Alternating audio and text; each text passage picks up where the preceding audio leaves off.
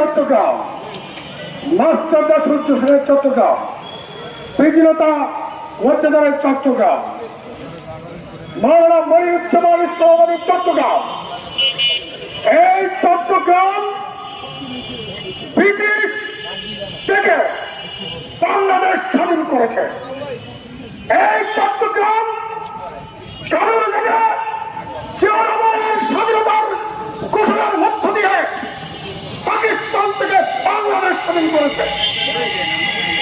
এই চট্টগ্রাম বিগত 54 বছরে খালি বাংলাদেশকে দিয়েই যাচ্ছে। দেশের সিংহভাগ অবধি রাজস্ব কোথেকে আসে? চট্টগ্রাম থেকে আসে। কিন্তু বাংলাদেশের প্রত্যেকটা সরকার চট্টগ্রামের সাথে বেইনসাফি করেছে, বেইমানি করেছে। এর ফল আজকে চট্টগ্রাম টু কক্সবাজারে 6 লাইনের রাস্তার দাবি ঢাকা প্রেস ক্লাবের সামনে করতে হচ্ছে।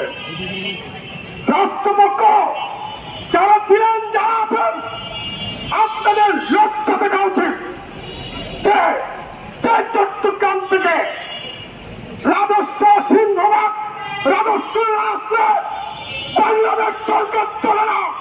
সেই চট্টগ্রামবাসীকে কেন 6 লাইনের দাবিতে আজকে ঢাকার রাজপথে দাঁড়াতে হলো? প্রফেসর ইউনূস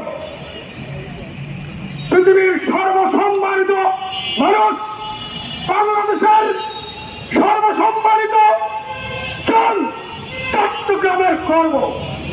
আপনি 8-9 মাস হয়ে গেল ক্ষমতায় এসেছেন।